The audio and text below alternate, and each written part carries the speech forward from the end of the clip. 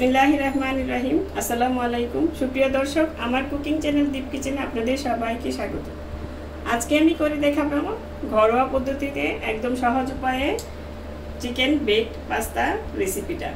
এটা খুবই সহজ উপায়ে তৈরি করা যায়, একদম অল্প কিছু উপকরণ দিয়েই আমি সহজ উপায়ে দেখিয়েছি যাতে সবাই তৈরি করতে পারেন। চলুন তাহলে কথা না বাড়িয়ে রেসিপিটা শুরু করা যাক। পাস্তাটা রান্না করার জন্য প্রথমে আমি এখানে 2 কাপ পাস্তা নিয়েছি। আমি পেনে পাস্তাটা নিয়েছি, আপনারা যে কোনো পাস্তা দিয়ে এটা তৈরি করতে পারেন। এটাকে আমি সিদ্ধ করে নিয়েছি পানিতে। আপনার 1 টেবিল চামচ তেল আর 1 টেবিল চামচ লবণ দিয়ে আমি এটাকে সিদ্ধ করে তারপরে পানিটা ঝরিয়ে এটাকে আমি একটু হালকা অল্প একটু তেল দিয়ে মাখিয়ে রেখেছি, দেখুন, যাতে একটা গায়ে আরেকটা না লেগে যায়। এখন আমি চলে যাব চুলায় পাস্তাটা তৈরি করার জন্য। এখানে আমি একটা কড়াই বসে নিয়েছি। এখন এখানে দিয়ে দিচ্ছি আমি 3 টেবিল চামচ বাটার অয়েল, মানে ঘি। আর আপনারা ইচ্ছা করলে এখানে কি বলে এটা বাটার দিয়েও তৈরি করতে পারেন। আমি ঘিটা দিয়ে তৈরি করলাম, কিন্তু তেলটা দিয়ে তৈরি করা ঠিক হবে না। বাটার কিংবা ঘি এই দুটা যে কোনো একটা দিয়ে তৈরি করলে আপনাদের রান্নাটা খুবই সুস্বাদু হবে। এখন আমি একটু দিয়ে এটাকে নাড়িয়ে নিচ্ছি। এখন এখানে দিয়ে দিচ্ছি 1 টেবিল চামচ রসুন কুচি, একদম ছোট কুচি করে, একদম মিহি কুচি করে নিয়েছি। এখানে আপনারা রসুনের গুঁড়াটাও দিতে পারেন। গুঁড়াটা দিলে যখন আপনি দুধটা দিবেন তখন ওটা দিলেই হবে। এখন একটু রসুনটা হালকা ব্রাউন কালার করে নিতে হবে।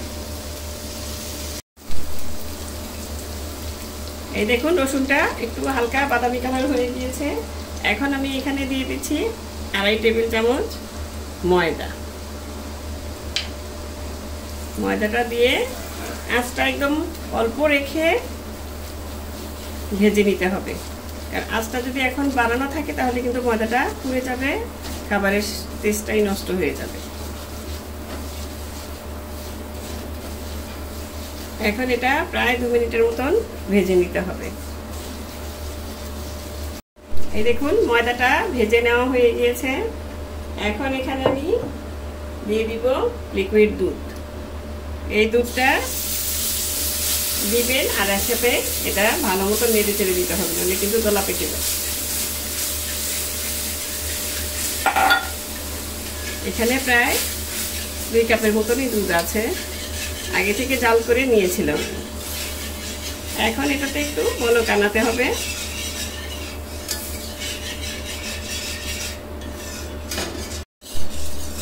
এই দেখুন, এখানে আমি এখন অন্যান্য উপকরণগুলো মিশিয়ে নিব। দিয়ে দিচ্ছি এখানে আমি 1/2 কাপ মুরগির মাংস। এটা আমি সিদ্ধ করে আদা রসুন দিয়ে আর গোলমরিচ দিয়ে সিদ্ধ করে তারপরে এটা ঝুড়া ঝুড়া করে নিয়েছি, সেরেট করে নিয়েছি। এখন এখানে চুলাটা কিন্তু একদম অল্প আঁচে রাখবেন, নইলে কিন্তু আবার এটা দলা পেকে যাবে। এখন এখানে দিয়ে দিচ্ছি 1/2 চা চামচ অরিগেনো, আর দিয়ে দিচ্ছি স্বাদ মতো চিলি ফ্লেক্স, এখানে 1 টেবিল চামচের মতো আছে। আর দিয়ে দিচ্ছি 1/2 চা চামচেরও কম গোলমরিচ, সাদা গোলমরিচ দিয়েছি, আপনারা কালোটাও দিতে পারেন। এখন এটাকে ভালো মতন নেড়ে চেড়ে মিশিয়ে নিচ্ছি। আর দিয়ে দিব এখানে টমেটো কেচাপ, মানে টমেটো সস, সরি, আপনারা যে কোনো সসই দিতে পারেন, চিলি সস, টমেটো সস। এটা দিয়ে এখন নেড়ে চেড়ে আমি পাস্তাটা মিশিয়ে নিই।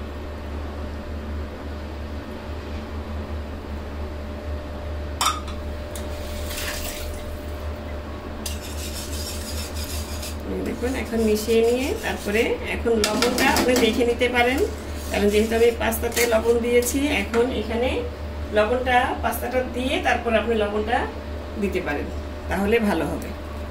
এই দেখুন, পাস্তাটা কত ঝরঝরে আছে, কারণ এখানে আমি তেল মাখিয়ে রেখেছিলাম একটু, সেজন্যই পাস্তাটা এরকম ঝরঝরে আছে। এখন আমি এটা লবণটা একটু দেখে নিব, নেড়ে চেড়ে।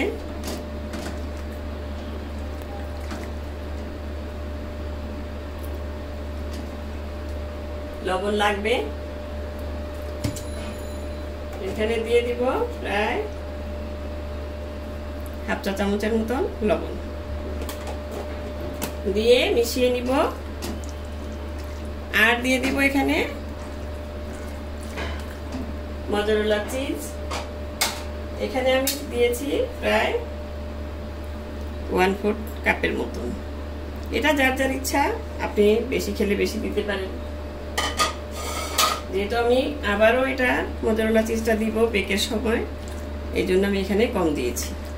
এখন এটা নেড়ে চেড়ে মিশিয়ে নিলেই হয়ে যাবে আমার পাস্তাটা রান্না, হোয়াইট সসে পাস্তা রান্না। এই যে চিজটা গলে যাচ্ছে, এখনই নামিয়ে নিব।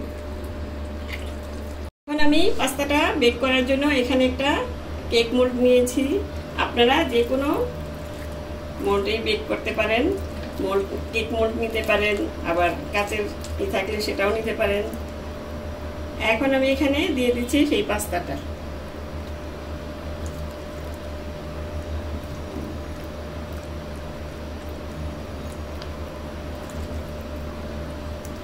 এই পাস্তাটা রান্না করতে বেশি সময় লাগে না, আর বাচ্চারা কিন্তু খুবই পছন্দ করে খায়। এটা বাচ্চাদের জন্য খুবই হেলদি একটা নাস্তা।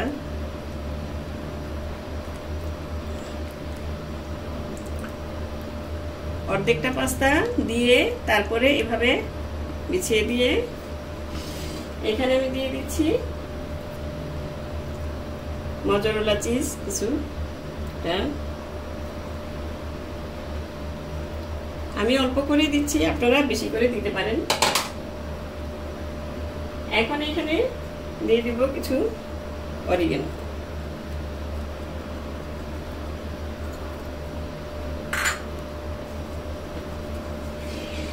এখন আবার বাকি পাস্তাটা আমি দিয়ে করে নিচ্ছি। চিজটা মেল্ট হয়ে একদম এটা আমার নেওয়া হয়ে গিয়েছে, পুরোটা আমি কভার করে দিয়েছি। এখন একটু উপর দিয়ে আরেকটু অরিগানো দিয়ে দিচ্ছি, সামান্য একটু দিলেই হবে। এখন দিয়ে দিব চিজ। আমি এভাবে দিয়েছি, আপনারা গ্রেট করেও দিতে পারেন।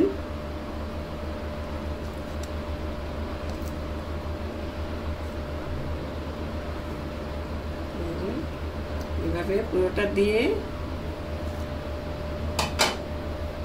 তারপরে এখন আমি চুলায় চলে যাব বেক করতে। আমি একটা জিনিস দিতে ভুলে গিয়েছি, এই যে দিয়ে দিলাম একটু কাঁচামরিচ। এটা আমার খুবই ভালো লাগে, সেই জন্য দেই। আপনারা দিতেও পারেন, নাও দিতে পারেন। এখানে ব্ল্যাক অলিভ দেওয়া যায়, গাজর দেওয়া যায়, যে কোনো জিনিস দিতে পারেন। এটা নিজের পছন্দ মতো সাজিয়ে নিলেই হবে। এখন চুলায় দিয়ে দিব আমি বেক করতে। চুলায় প্রথমে আমি আমি যেহেতু আজকে চুলায় বেক করব, আপনারা ওভেনেও বেক করে নিতে পারেন। চুলাটার মধ্যে একটা হাঁড়ি বসিয়ে আমি প্রিহিট করে নিয়েছি 5 মিনিট। এখন সেটাতেই বসিয়ে দিব এটা। এই দেখুন, এই হাঁড়িটা বসিয়ে নিয়েছি।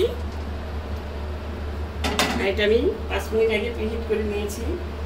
এখন আমি এখানে সেই বেক করা পাস্তাটা, রান্না করা পাস্তাটা বেক করার জন্য দিয়ে দিলাম। আর এই ঢাকনায় একটা ছিদ্র আছে, সেটাও বন্ধ করে দিবেন টিস্যু পেপার দিয়ে।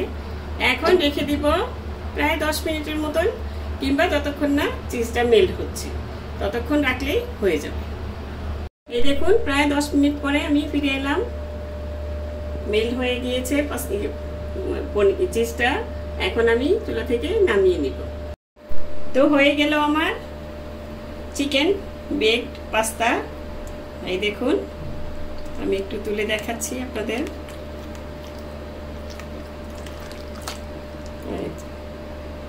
এই দেখুন।